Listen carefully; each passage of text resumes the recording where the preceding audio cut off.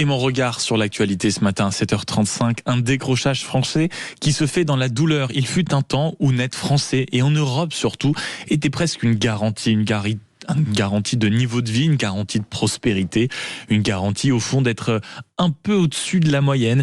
Mais ce temps-là, figurez-vous, est révolu. Les derniers chiffres sont brutaux. En 2024, le PIB par habitant de la France est inférieur de 2% à la moyenne de l'Union européenne. Et par PIB par habitant, comprenez la richesse des habitants de ce pays. Et ce n'est pas un accident conjoncturel. Cela fait 3 ans, et précisément depuis 2022, que la France a basculé dans la seconde moitié du classement européen. 3 ans qui viennent conclure en réalité une décennie entière de décrochage progressif, lent, presque silencieux, mais désormais impossible à nier. Et le symbole est cruel. En 1975, le PIB par habitant français était équivalent à celui de l'Allemagne. Aujourd'hui, l'écart est de 18%. En faveur de nos voisins d'outre-Rhin.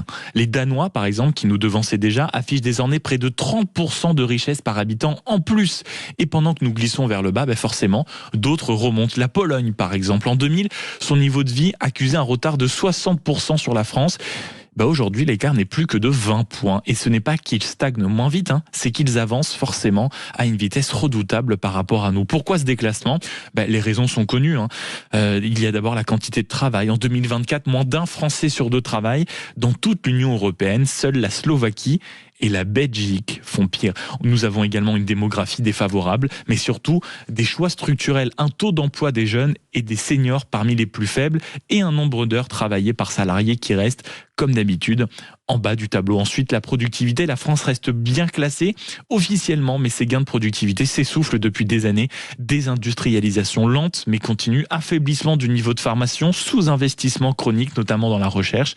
Et pendant ce temps-là, forcément, l'Europe change de visage. Prenons nos voisins espagnols, autrefois regardés avec une forme de condescendance bienveillante, est devenue l'élève dynamique du continent. Croissance à près de 3% l'an dernier, contre 0,9% pour la France ou 0,2% pour l'Allemagne. Et pour la première fois il y a quelques semaines, un chômage repassé sous la barre des 10%. Ce n'est pas donc seulement une affaire de chiffres, tout cela, c'est une affaire de confiance, de lisibilité, de cap. La France ne s'effondre pas, elle s'enfonce doucement, et c'est peut-être pire car le décrochage lent n'alarme pas. En réalité, il se contente d'anesthésier, d'habituer tout le monde jusqu'au jour où l'on se retourne et l'on découvre que le peloton est loin, très loin devant, et qu'en réalité nous avons cessé de courir sans même nous en rendre compte. D'où cette question que l'on vous pose, auditeurs de Sud Radio, au 0826 300 300. La richesse par habitant, est-ce que vous ressentez au quotidien le décrochage français ? Il est 7h38.